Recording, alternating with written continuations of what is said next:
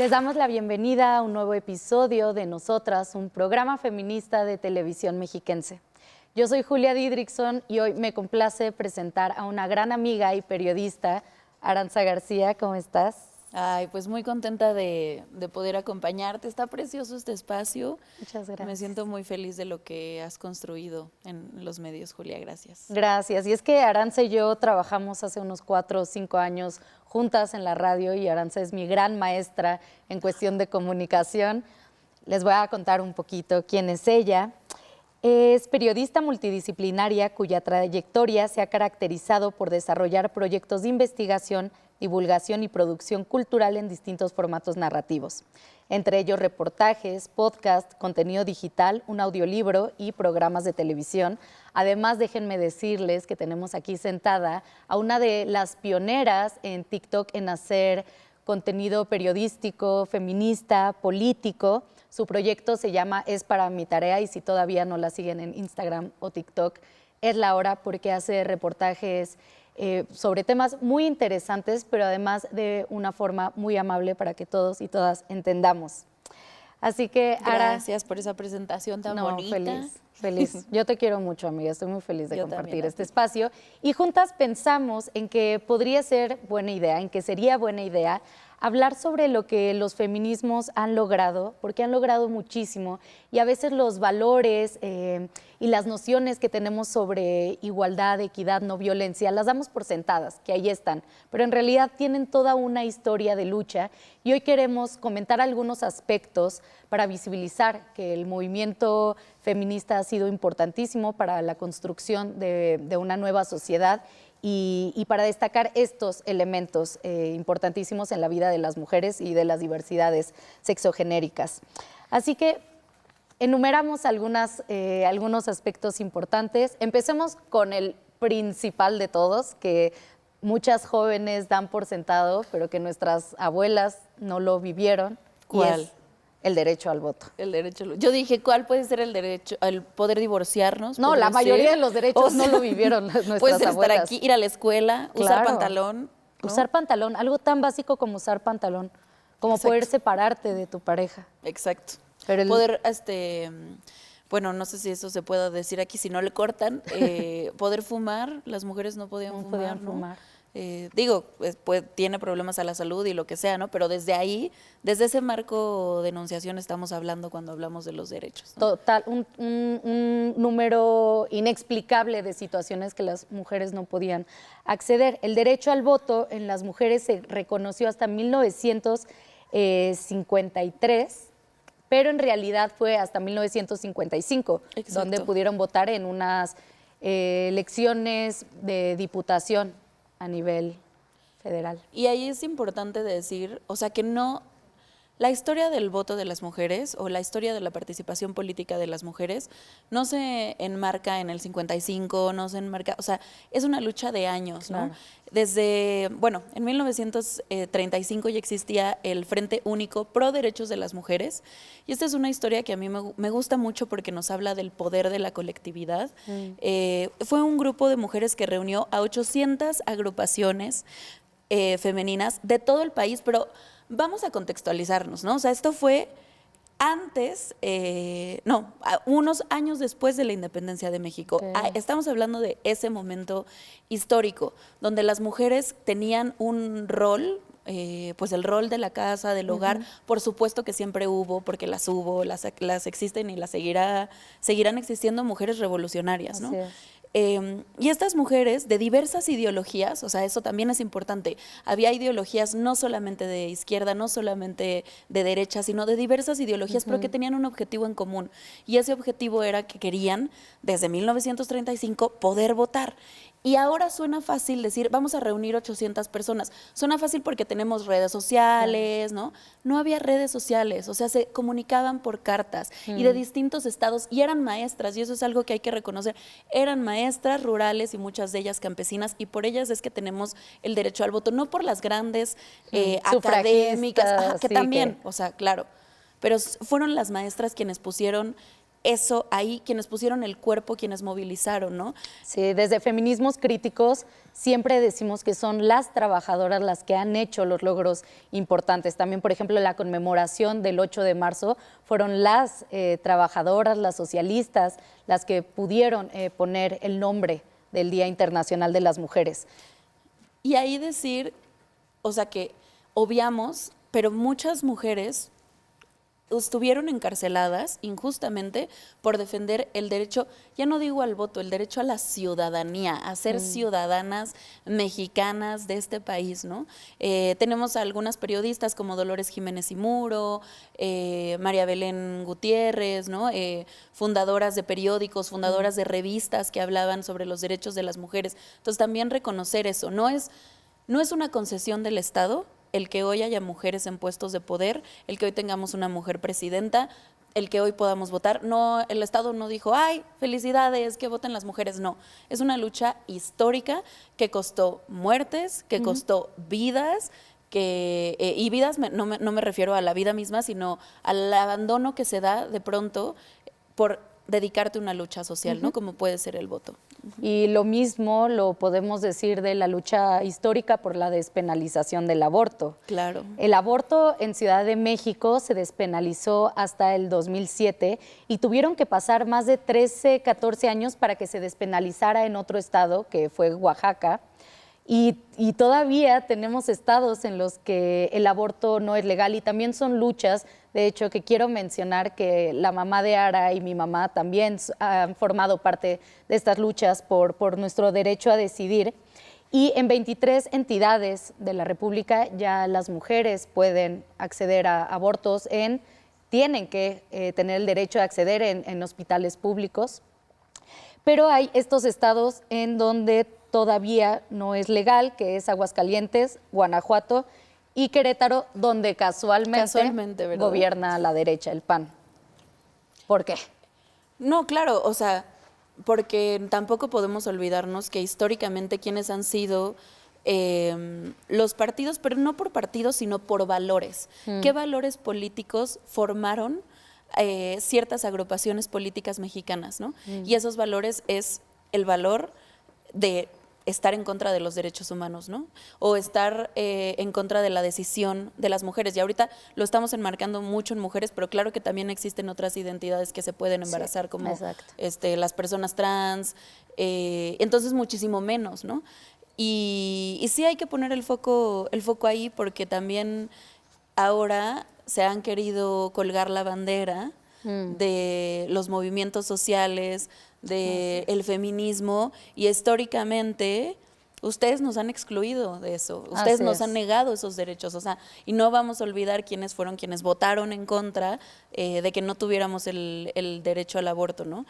Y ahí me gustaría decir otra cosa, como, o sea, me encanta hablar de los avances del feminismo, creo que es muy importante porque a veces también al estar en un país con cifras, o en un continente como es América Latina, con cifras tan altas de violencia contra las mujeres, es desesperanzador y nos olvidamos de todo lo que hemos conseguido, ¿no? Entonces, recordar, o sea, para mí venir aquí y platicar contigo también es recordar que hemos logrado muchísimas cosas y que defendamos la alegría de haberlas logrado, ¿no? Pero por otro lado, hablar de ciertos derechos no es un logro, pero es un logro agridulce. ¿Sí me explico? No tendríamos por qué estar consiguiendo este derecho, ¿no?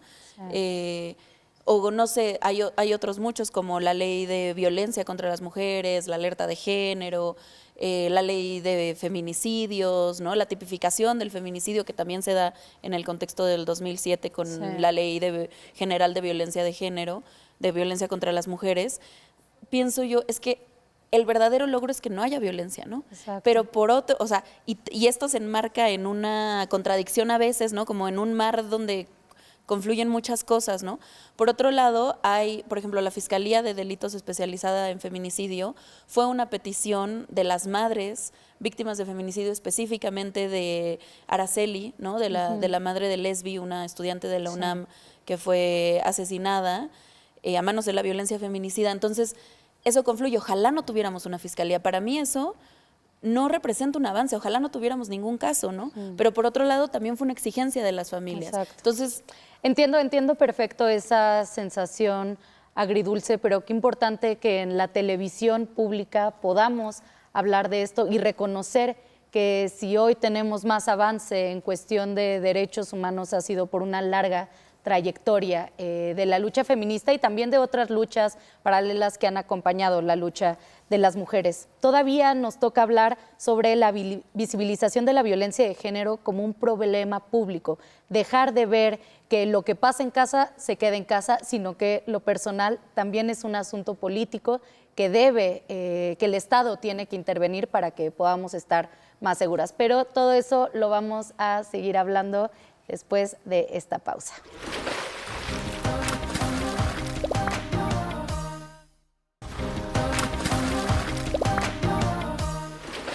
Regresamos a nosotras, estamos platicando con Aranza García Gómez. Hablábamos hace un rato sobre el derecho al voto y el derecho al aborto y estábamos mencionando que también es importante hablar de la visibilización de la violencia de género fuera del espacio doméstico. ¿Por qué ha sido importante que lo personal se convirtiera en político? Pues porque la violencia no es una cosa, no es los trapitos sucios se lavan en casa. Y que por años se les dijo a las mujeres, ¿no? Como si tu esposo te pega, eso se soluciona en la casa, es cosa de dos. No, no es cosa de dos, porque si vemos la violencia así, nos perdemos que es una estructura, que es una estructura que permite que exista la violencia contra las mujeres, que es una estructura desigual para hombres y para mujeres, y hay un ejercicio de la violencia. Por eso tengo una historia, pero no sé si hay tiempo para... Creo que no hay tanto Está bien. tiempo. Esta visibilización permitió que el Estado pudiera crear distintas políticas públicas para la prevención y la atención de la violencia de género. Por ejemplo, la creación de refugios para mujeres víctimas de violencia, también la promulgación de leyes especializadas, la tipificación del feminicidio, que de hecho Ara es bastante experta en ello, la generación de estadísticas e investigaciones sobre violencia de género. Qué importante, ¿por qué es tan importante que haya estadísticas y que haya estudios sobre la violencia? Porque justamente se confirma que no es una cosa personal, sino que es estructural y les pasa a todas. Cuando se llega el nombre de feminicidio, que en realidad estaba en Estados Unidos como femicide, bueno, y en Inglaterra, en el primer congreso feminista organizado por Simone de Beauvoir en Bruselas, distintas mujeres empezaron a compartir sus historias de violencia sin que hubiera un nombre de feminicidio. Entonces, empezaron a decir, no, pues a mí, mi esposo me hace esto, me golpea. Y ahí se dieron cuenta que lo que le pasaba a unas, le pasaba a todas. Y de ahí sale el primer nombre de femicidio, que es lo que después se transforma en América Latina como feminicidio, por Marcela Lagarde y Julia Monarrés, ¿no? Así es, la tipificación del feminicidio es en 2007 dentro de la Ley General de una vida libre de violencia para las mujeres, y legalmente se considera feminicidio cuando existen elementos que permiten identificar que el asesinato ocurrió por razones de género, y esto ha sido muy importante. Ahora la lucha también es por el transfeminicidio. Claro. También me gustaría destacar que a partir del 2018, más o menos, que también hay un boom en el movimiento feminista, sobre todo en grandes ciudades de México, empezamos a ver las leyes con los nombres de las víctimas. Estas leyes llevan el nombre de mujeres cuyas experiencias de violencia evidenciaron vacíos legales y dieron origen a cambios legislativos. Y me parece bien importante mencionarlo porque se organizaron entre las mismas víctimas con el movimiento feminista, con familiares, también con amigas, para poder exigir que se tenía que hacer algo legalmente con esos vacíos que había. Por ejemplo, está la Ley Olimpia. Desde hace muchísimos años que en el internet se empezó a poder enviar fotos, videos, que las mujeres viven violencia digital, en donde sus fotos son filtradas en redes sociales o en mensajes, obviamente sin el consentimiento, y entonces a partir del caso de Olimpia Coral Melo, se creó la Ley Olimpia, que de hecho ya está en toda la República, que todavía falta mucho, sobre todo en cuestión de las empresas extranjeras que puedan también articularse con el gobierno para impedir que esto siga sucediendo, Pero bueno, a partir de esa ley tenemos la ley Olimpia que protege a las mujeres en nuestros derechos digitales. Y está también la ley Ingrid por Ingrid Escamilla. Ingrid Escamilla, que fue una mujer que fue brutalmente asesinada y sus fotos fueron expuestas principalmente por el periódico La Prensa y hay que decirlo, bueno, además se volvieron virales y también por otros periodistas como puede ser Carlos Jiménez, ¿no? Que filtra fotografías de cuerpos de mujeres o filtraba, ¿no? Porque ahora tenemos esta ley Ingrid. Y lo que pasó con Ingrid Escamilla es nuevamente la colectividad, o sea, las mujeres se organizaron en redes sociales, en este boom del feminismo digital, TikTok, la pandemia, después del Me Too, y como las fotografías de Ingrid estaban primero en los buscadores, y quiero decir las fotografías de su cuerpo, ¿y qué nos enseña el caso de Ingrid Escamilla? Creíamos que el feminicidio era la última violencia y la violencia más extrema que vive una mujer. Y eso es mentira. Las mujeres, está el caso de Ingrid, son violentadas incluso después de morir. Se comparten sus fotos y se organizan las morras y empiezan a compartir fotos de paisajes, playas, para que el buscador arrojara eso. Y Ingrid Escamilla fuera eso. Y se transforma en una ley, la ley Ingrid, el 23 de febrero de 2021, donde ahora está prohibido compartir imágenes violentas del cuerpo. Algo básico, es que no tendría por qué ser una ley, tendrás que tener así de ética periodística y ya está. Sí, se me pone la piel chinita cuando escucho estos tipos de expresiones en redes sociales de solidaridad ante un suceso tan terrible. Y también está la ley Malena por María Elena Ríos, que es una saxofonista. Sobreviviente de un ataque de ácido. De ácido que fue en 2019, y bueno, también decir que ella sigue peleando por la justicia de su caso, que su caso ha sido complejo y complicado por el poder, que eso es otro, ¿no? O sea, ¿quiénes son los perfiles de hombres que violentan o que atacan, ¿no? Y ella lo que está peleando es que por el autor intelectual, es decir, quien le pagó a alguien para que fuera y le echara el ácido en el cuerpo, pues, pueda también recibir una sentencia, ¿no? Ah, claro. Entonces sigue todavía, afortunadamente tenemos esta ley, hay distintos estados de la República que la han aplicado y surge también desde el activismo de Malena, que no ha dejado ni un solo día de poner el cuerpo ahí, ¿no? Así es, y acá me pongo a pensar un poco lo que decías en el primer bloque, de qué tendría más que pasar para que haya otra ley María, otra ley Fernanda, ¿no? O sea, como que esos vacíos legales tendrían que ser llenados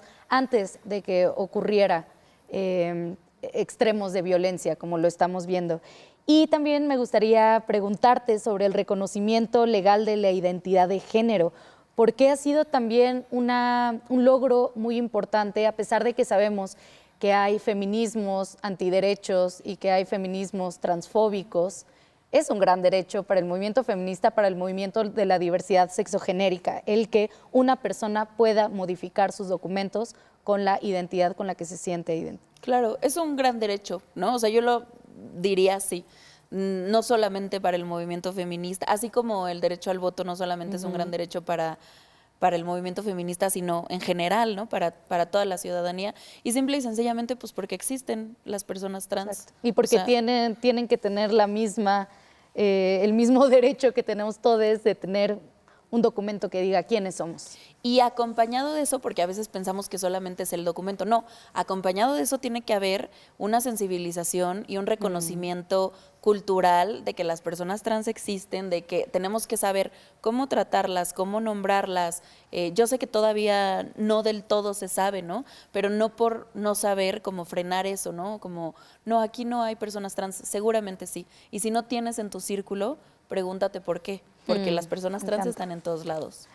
Y también para ir finalizando un poco este episodio, queremos decir que también los logros de los feminismos se pueden ver en transformaciones culturales, como por ejemplo la visibilización del trabajo de cuidados, que es un tema que hoy estamos hablando muchísimo, que empezamos a usar palabras como doble jornada laboral, digo que es un concepto que lleva mucho tiempo, pero que lo empezamos a visibilizar mucho, los trabajos de cuidado, la importancia de tener una ley que cuide a las cuidadoras, etcétera. El cuestionamiento de los roles de género, creo que ese es básico, pero cada vez más vemos que se empiezan a borrar esos roles tan estrictos que nos decían que tenían que ser, la visibilización de la diversidad sexual y familiar, que por supuesto todavía hay mucha resistencia por sectores conservadores y antiderechos, pero a comparación de cuando nuestras mamás eran jóvenes, se ha logrado mucho. Mayor representación de mujeres en medios, ciencia, deporte y cultura, y la identificación de las distintas modalidades de violencia de género. Hoy sabemos que la violencia física no es la única violencia que viven las mujeres, sino que detrás también hay violencia económica, violencia psicológica, violencia institucional, violencia vicaria y pues finalmente el tener a una mujer presidenta. Claro, y que no es tampoco cualquier mujer, ¿no? O sea, que llega también con ciertas ideas o cierto reconocimiento o al menos un gabinete que tiene y que ha trabajado en defensa de los derechos de las mujeres, ¿no? Así es. Yo me pregunto cuándo también vamos a poder ver posible que haya una presidenta gorda, una presidenta indígena, una presidenta trans, una presidenta lesbiana, porque al final, claro que reconozco y que me alegro por esta primer mujer presidenta de izquierda, pero también pienso, es una mujer que cumple con las normas de género heterosexual, una mujer blanca, una mujer con estudios. Entonces, esto nos dice que hemos logrado mucho, pero que todavía hay mucho por luchar. Y que hay muchas luchas después de la presidencia, ¿no? O sea, no claro. es solamente un logro más, pero no todos los logros se engloban en el gobierno, en el Estado. Hay muchas luchas aparte. Totalmente. Ahora, ¿cómo te podemos encontrar? Ya sé que lo dije al principio, pero cuéntanos. No, claro que sí. Síganme en redes. Estoy como Es para mi tarea, en TikTok e Instagram. Ahí les espero para seguir platicando de estos temas. Y pues te agradezco mucho, amiga. Muchas gracias por esta charla. Espero seguir teniendo espacios juntas. Y también muchísimas gracias a todos, a todas, a todes ustedes por haber visto. Les mando un abrazo. Vámonos con la recomendación del día de hoy. El libro que les quiero recomendar hoy es de una gran feminista argentina. Ella es historiadora, investigadora de los feminismos en toda América Latina y precisamente así se llama este libro. La primera parte vamos a poder conocer la historia de la lucha de las mujeres en México, Centroamérica y el Caribe, y en la segunda parte todos los demás países del sur. Así que este es un libro de cabecera en donde pueden descubrir a las grandes feministas de nuestra América, de nuestro territorio, así como todas sus luchas hasta el día de hoy. Muchas gracias por habernos acompañado en Nosotras. Nos vemos la siguiente semana aquí en Televisión Mexiquense.